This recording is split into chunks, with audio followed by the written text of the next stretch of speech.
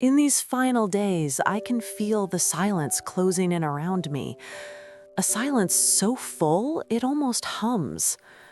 The room smells of medicine and wilted flowers, and the light that filters through the curtains is soft, hesitant, like it's afraid to wake me up. I used to love light. Now it feels like a visitor who comes too late, when the performance is over and the audience has already gone home. It's strange to lie here and realize how many lives I've lived inside one fragile body. Actress, mother, survivor, dreamer, and somewhere in between, a woman who forgot where she ended and her characters began. My voice once filled studios and theaters, but now it trembles even when I whisper. I thought that when the lights faded, peace would follow, but peace is shy. It hides behind all the noise we make trying to be loved. They tell me I'm fading, but I don't feel like I'm disappearing. It's more like I'm unraveling, slowly, gently, letting go of each thread of memory that kept me tied to the world. Each breath pulls out another face, another scene, another version of me that existed only for applause. Hollywood called it legacy. I used to call it purpose. Now I see it for what it was, a beautiful curse. There's a photo of me and Laura on the table beside my bed. We're both smiling. The flash of the camera caught us mid-laughter, and for a long time I convinced myself that moment was real, not staged, not strained by everything unspoken between us. She always told me I was too strong. I suppose she was right. Strength kept me standing, but it also kept me alone. I think of the stages, the sets, the scripts that shaped my life, the laughter after the director yelled cut, the applause that followed every performance, the hands that shook mine, warm and congratulatory, until they weren't. Fame was a mirror, one that reflected only what the world wanted to see, and I kept staring into it until I forgot the face behind the reflection. I sometimes ask myself what the world really wanted from me. Maybe it wanted my smile, my tears, my fragility, packaged neatly into roles that could make people feel something, even if I couldn't. And maybe I wanted that too. Maybe I needed them to see me, even if what they saw wasn't real. When I think back to Mississippi, where I was born, I remember the heavy air of summer and the magnolia trees leaning toward the ground like they were tired of holding themselves up. I remember a little girl who wanted to tell stories because stories made her feel less alone. That girl dreamed of the screen like it was salvation. She had no idea that the closer she got to the light, the more it would burn her. Acting gave me everything, and it took everything. The deeper I stepped into fiction, the further I drifted from myself. People say actors pretend for a living, but I think pretending is where we sometimes feel most real. When I was on set, under the lights, I could cry, scream, love, all without consequence. Offstage, I didn't know how. Now, lying here, I see it all more clearly. The performances, the marriages, the heartbreaks, the silences. My body's weak, but my mind won't stop replaying the scenes, not the ones from my films, the ones from my life. The moments I wished I'd lived with more honesty, more tenderness, less pride. I never wanted a perfect ending. I just wanted one that felt honest. And here, in this quiet room, honesty is all that's left. There's no makeup, no script, no audience, just me, stripped of everything but truth. The kind of truth that doesn't sparkle, but soothes. I reach for that photo again, my hand trembling, not from fear, but from memory. Each wrinkle on my skin feels like a line in the story I never got to write. I spent a lifetime becoming someone the world could love, and only at the end did I start to love myself. The air is heavy now.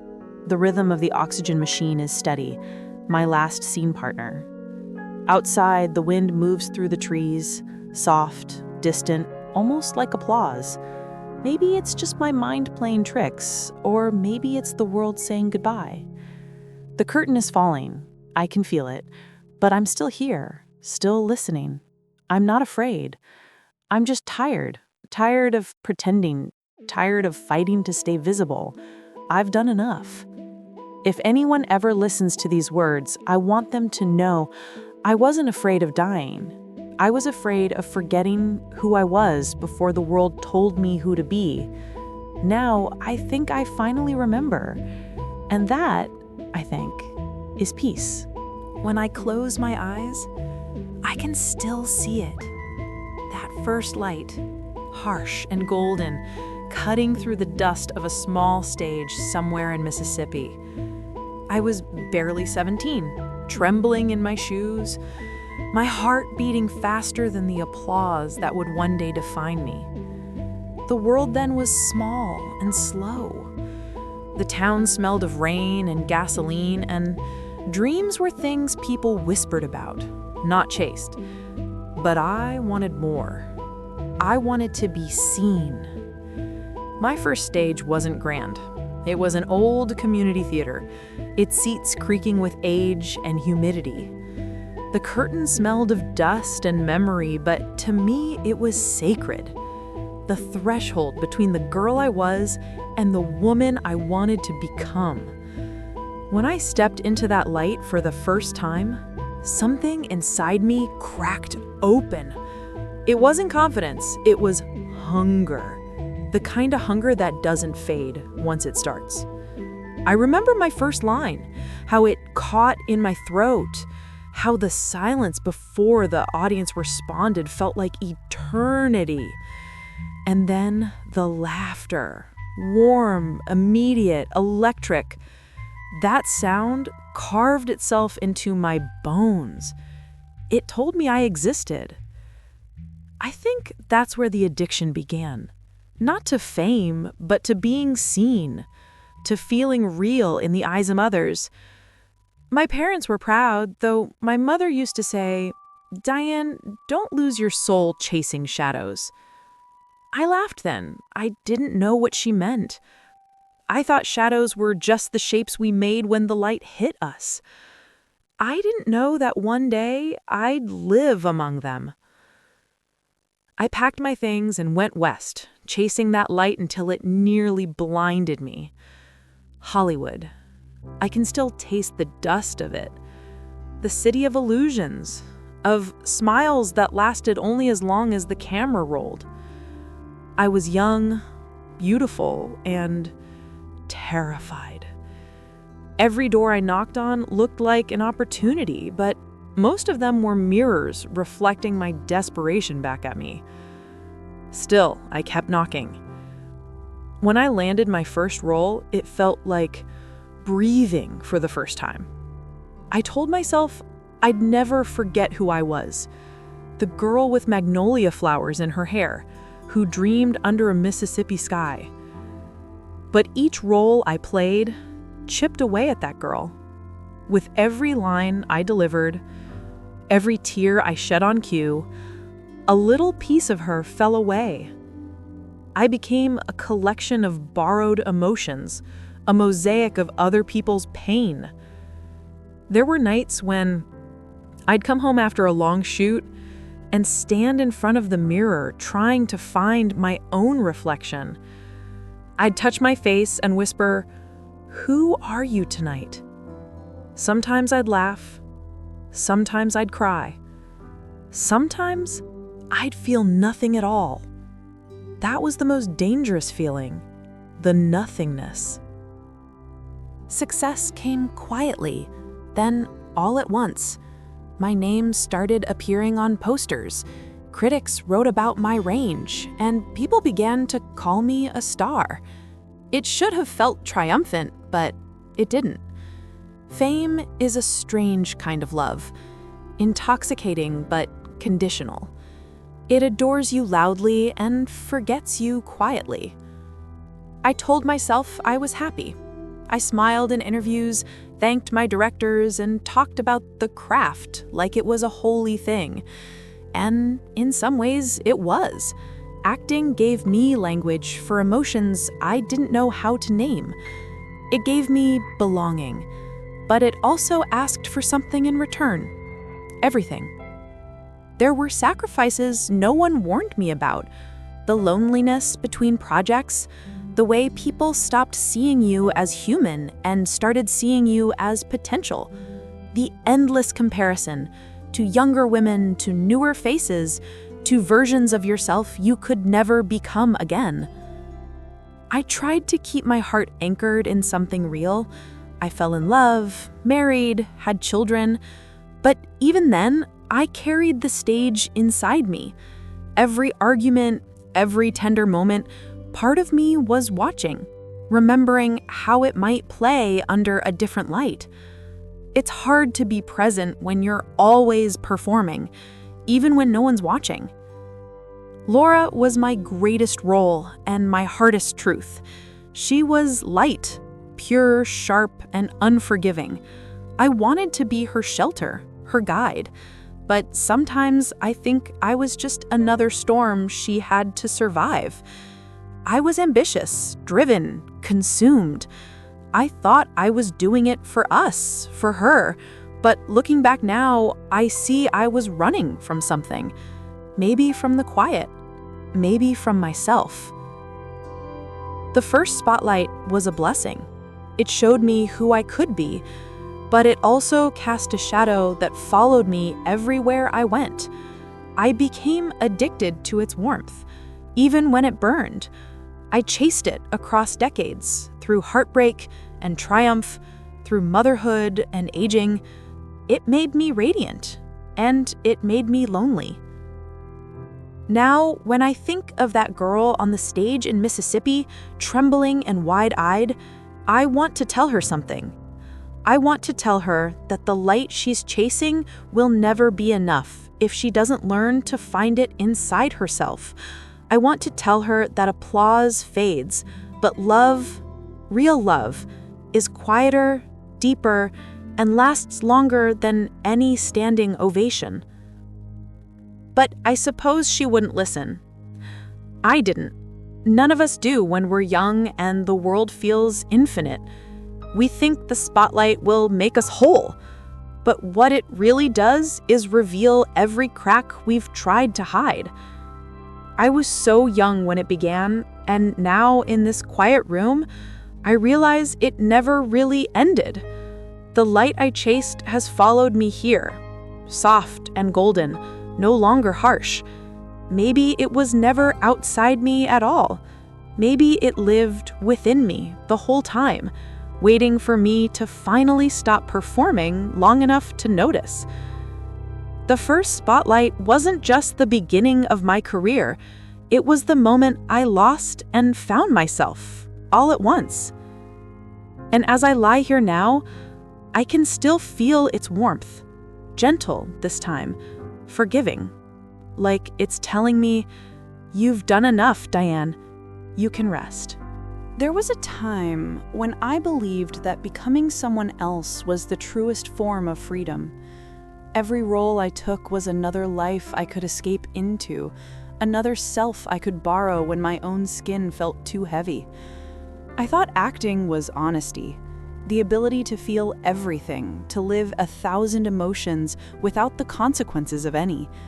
But the longer I lived that way, the more I realized I was losing the ability to feel when the camera stopped rolling. They called me versatile. They said I could disappear into any role. That word, disappear, it became both a compliment and a curse, because I did disappear, a little at a time. Each character took something from me, a gesture, a tone, a way of loving, a way of hiding. And when I looked in the mirror, I saw them all looking back, the women I'd been paid to become. I played mothers, lovers, sinners, saints. I could cry on cue, collapse with grace, rage with beauty. I learned to break down perfectly. The audience adored it.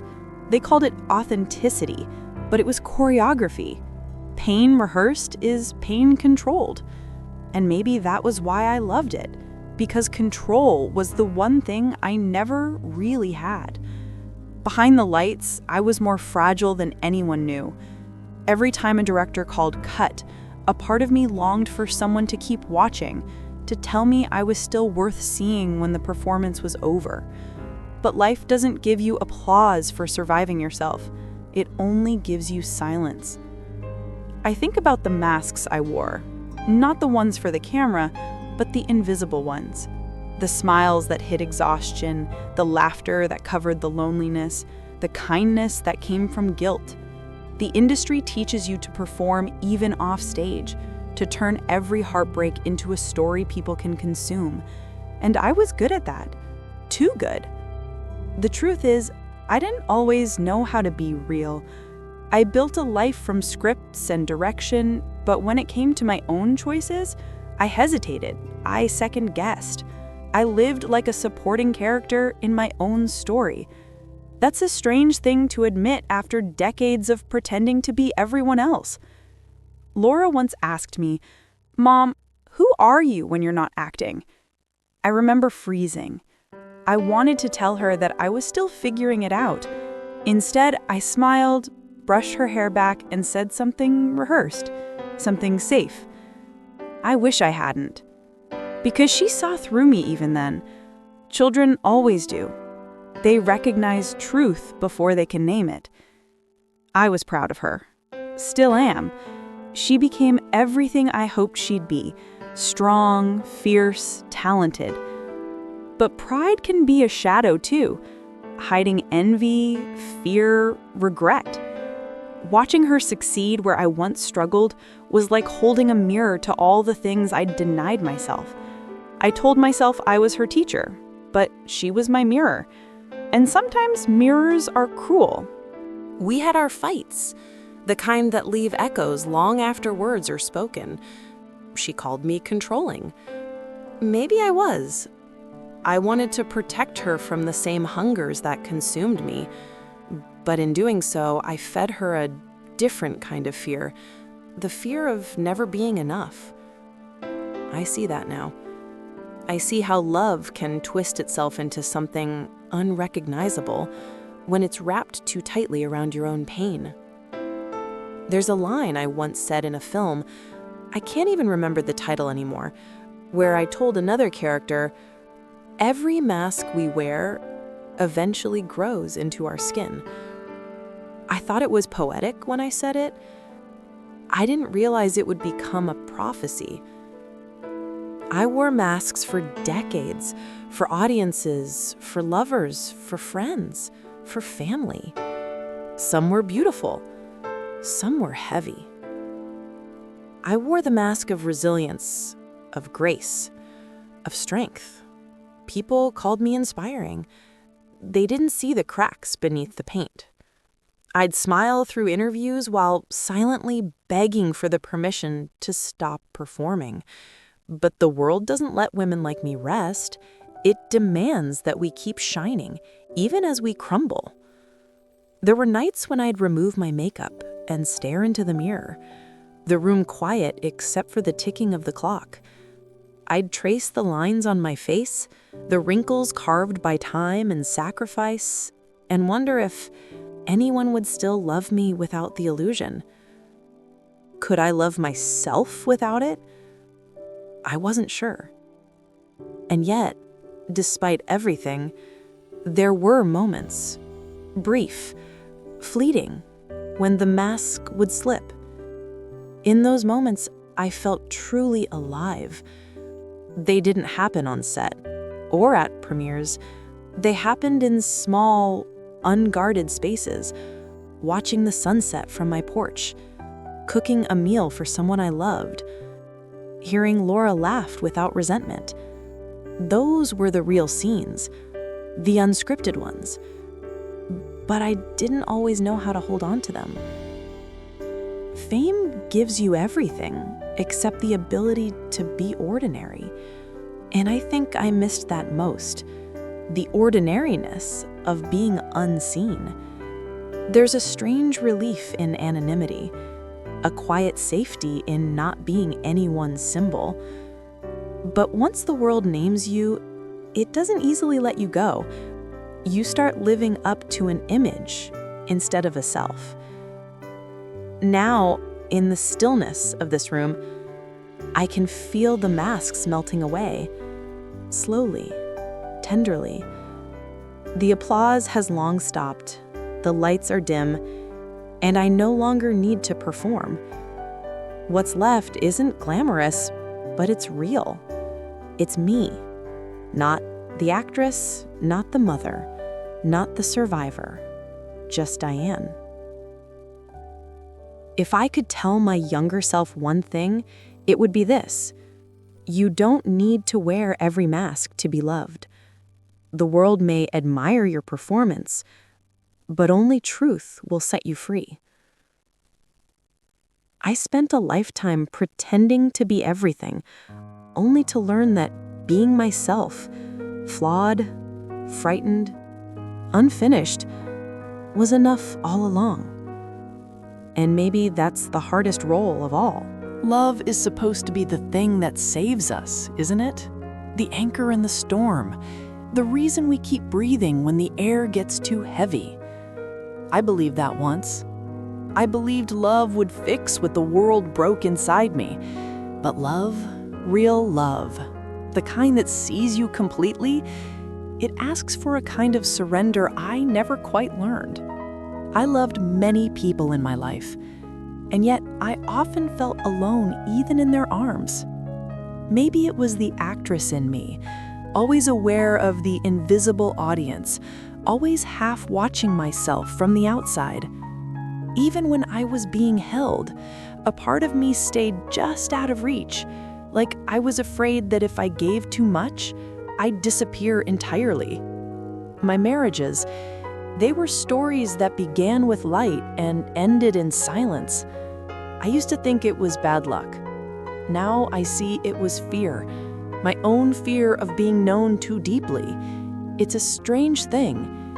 You spend your whole career begging to be seen, and then when someone truly looks at you, you flinch, you hide. Because real intimacy doesn't have a script. There's no director to call cut when it hurts too much. And oh, how it hurt. Not just the losses, but the almosts. The people I loved at the wrong time, the words I didn't say, the forgiveness I withheld out of pride. I carried them all inside me like stones, each one small enough to ignore, but together, they weighed me down more than I ever admitted. Laura once told me, "You make love look like a performance, Mom." It stung, because she was right. I didn't mean to. I just didn't know another way. When your whole life is spent pretending, even tenderness becomes choreography. You learn to say, "I love you" with perfect timing, to cry at the right moment, to pause just long enough for the music to swell. But love, real love, doesn't have a score. It's messy, unpredictable, quiet. And I think that terrified me. There were nights I'd sit awake long after everyone had gone to sleep, listening to the house breathe. The walls would creak like old memories. I'd think of the people I'd lost, lovers, friends, even myself. I'd wonder where the loneliness came from, why it never really left, no matter how many hearts I touched or how many awards I won. Fame fills the room, but it doesn't fill the silence. You can be surrounded by admirers, by lights and laughter, and still feel the echo of something missing. Sometimes I'd smile through a crowd and feel a kind of hollowness that no applause could drown out. It's a soundless ache, the sound of being loved for your reflection, but not your soul. I don't blame anyone. The truth is, I built that distance myself. I made it easy for people to love the image of me because that image was easier to maintain than the woman beneath it. The one who still cried in the shower, who still feared being forgotten, who still wanted someone to hold her hand and not let go. And yet, despite all that emptiness, I loved deeply, perhaps too deeply. My heart was a house with too many rooms, and I left the doors open for ghosts. Every character I played, every man I loved, every dream I buried, they all stayed. Even now, I can feel them here with me, whispering through the dim light, reminding me that loneliness isn't the absence of love, it's the residue of it. If I close my eyes, I can still hear my mother's voice. She used to say, "Diane, love is the one thing you can't rehearse." I understand that now. Love isn't about performance, it's about presence. It's showing up even when you're broken, even when you're afraid you have nothing left to give. I wish I'd told Laura that more often, that her laughter was the purest thing I'd ever known, that she saved me in ways she'll never understand. She gave me a reason to soften, to keep trying, and to believe that maybe, just maybe, it wasn't too late to be real. Our love wasn't perfect. It was human, tangled, messy, flawed, but it was ours. When I was sick, she'd sit beside me, reading lines from old scripts, her voice trembling on the words I once made famous. I'd watch her and think, this is love. Not the spotlight, not the applause, just this quiet mercy between us. Sometimes she'd reach for my hand, and for once I wouldn't pull away. I'd let her hold me. I'd let the walls fall. Because love, I learned, isn't something you find. It's something you allow. And for the first time in my life, I allowed it. Raw, unguarded, imperfect. People say loneliness kills you slowly. Maybe that's true. But in my final years, I realized it can also teach you how to live. It strips away the noise until all that's left is the truth. We're all just looking for someone who sees us. Not the performance, not the mask, but the trembling, imperfect soul beneath it. And if you're lucky, before you go, someone does. There are things you can't confess under the lights. Some truths don't belong to the camera. They live in the quiet corners of your chest, whispering when the applause dies. For most of my life, I edited my own story. I left out the messy parts, the selfish moments, the nights I wished I could stop existing for a while. I built a version of myself the world could love, and I called it strength. But what I really was scared. I was scared of being ordinary, scared of failing, scared of being forgotten. That fear drove me more than ambition ever did. I said yes to roles I didn't believe in, smiled at people I didn't trust, played parts in real life that hurt more than anything on screen. I convinced myself it was all part of survival, but survival without truth is just a slow kind of dying. There were moments, God, I remember them vividly, when I could feel the mask slipping and I'd panic, afraid people would see the cracks. I wanted to be loved, yes, but only on my terms. I wanted control over how people perceived me. That's the curse of performance. You start managing every glance, every emotion, until even your grief feels staged. But grief doesn't care about performance. It's wild, it's raw, it doesn't wait for your permission. When my friends started dying, when time began taking more than it gave, something in me broke. I realized I'd been rehearsing my own disappearance for years, one role at a time. The truth? I wasn't always kind. I could be cruel when I was scared, distant when I was sad. I pushed people away so they couldn't leave first. I turned pain into art and called it purpose. I said, it's for the craft, but sometimes it was just cowardice in costume. And Laura, she got the worst of it. I wanted her to shine, but not too brightly. I wanted her to be me, but better. That's not love, that's projection. There were times I envied her strength, her freedom, her ability to live without apology. I'd criticize her choices, not because they were wrong, but because they reminded me of the choices I never made. I can admit that now. I hope she forgives me. I wasn't the mother she deserved. I was the mother I knew how to be, half protector, half storm.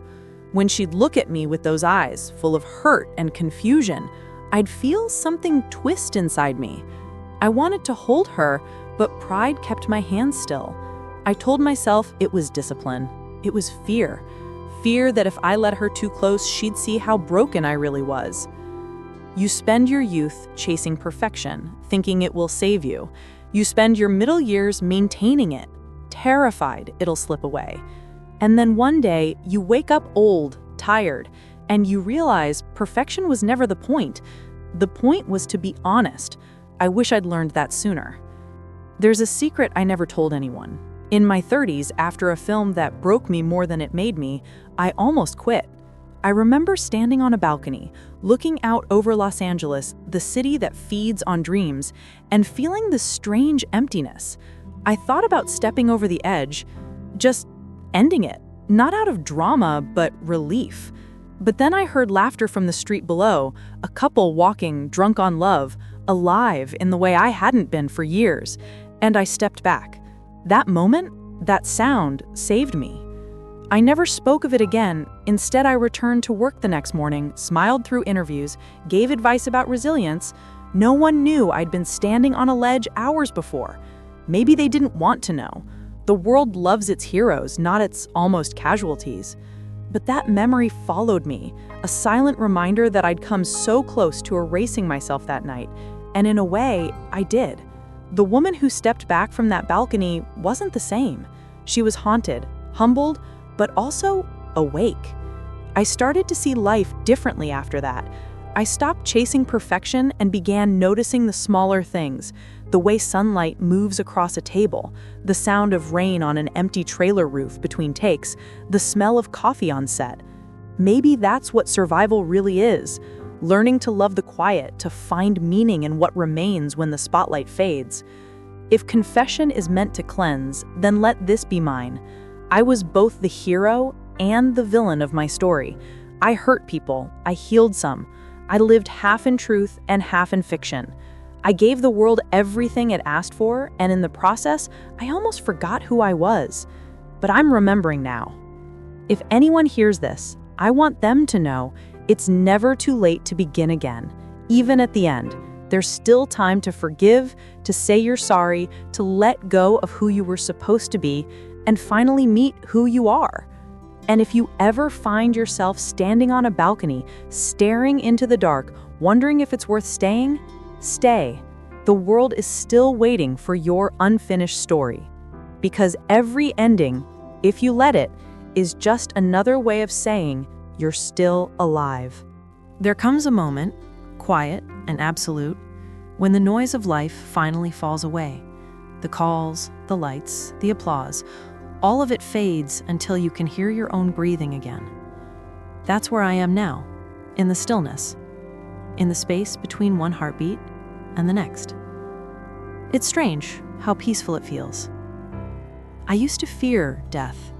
I thought of it as the end, the curtain closing, the lights going dark. But now I see it differently. Maybe death isn't darkness at all. Maybe it's the first true light, the one we've been blind to our whole lives. When the doctors told me it was time, that my lungs were failing, that my heart was tired, I didn't cry. I just listened. There was a soft hum in the room, the kind of silence that feels alive. And for the first time, I wasn't afraid. I thought of all the roles I'd played, the mothers, the lovers, the dreamers, the broken, and realized that each of them had taught me how to say goodbye. It's funny, isn't it? We spend our whole lives pretending we understand what it means to live, but it's only when the end comes that the truth reveals itself. Life isn't about achievement. It's not about legacy or fame. It's about presence, those fleeting moments when you're truly here. I think about Laura a lot. She sat by my bed the other day, her hand in mine, silent. There was nothing left to explain. No more scripts, no more apologies, just breath and forgiveness. I wanted to tell her that she doesn't need to carry my ghosts, that I see her now, not as a reflection of me, but as the miracle she's always been. I said, "Laura, you were the best thing I ever created." She smiled through her tears and whispered, "You were the best thing I ever learned from." That's love. Not the kind that burns, but the kind that stays. Soft, steady, enduring. I've been watching the sunlight crawl across the wall inch by inch, and it feels like time's slowing down just for me. The light is golden, gentle, forgiving. It reminds me of the sets I used to work on, the way a single beam could change everything. But this light isn't for a scene. It's for my soul. If there's something waiting after this, another stage, another story, I hope it's quiet. I've lived loud enough for several lifetimes. I hope it's simple.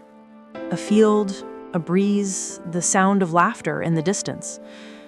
I hope I can rest without needing to perform, without having to earn the right to exist.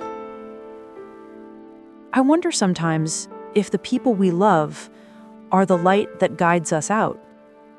Maybe that's what heaven really is. Not a place, but a return to the warmth of every soul we ever touched.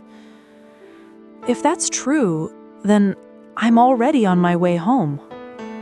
I can feel it. Not fear, not pain, just release. Like exhaling after holding my breath for too many years. Everything that mattered and everything that didn't, it's all blending into one. There's a strange beauty in surrender, in letting go of the stories, the faces, the weight of who you thought you had to be. Before I go, I want to say this to whoever is still listening. Be kind to yourself. Stop waiting for the world to validate your existence. The applause fades, the mirrors crack, the names are forgotten. But love, the real kind, it stays. In every hand you've held, every word you've spoken in truth, every time you chose compassion over pride, that's your legacy. If you've ever felt unseen, unheard, unloved, I see you now. I understand you. Because that was me too. But we were never invisible. We were just too close to the light to notice our own glow. The nurse just opened the window. The breeze smells like rain. I can hear the wind chimes outside playing some random melody that feels oddly familiar. It's as if the world is whispering, "It's okay. You can rest now." I think I will. And if there's another act beyond this one, I'll meet it not as Diane the actress, not as the mother, not as the survivor, but simply as a soul, weightless and unafraid. The curtain doesn't close. It rises. And this time, I'll walk into the light. Not to perform, but to finally be.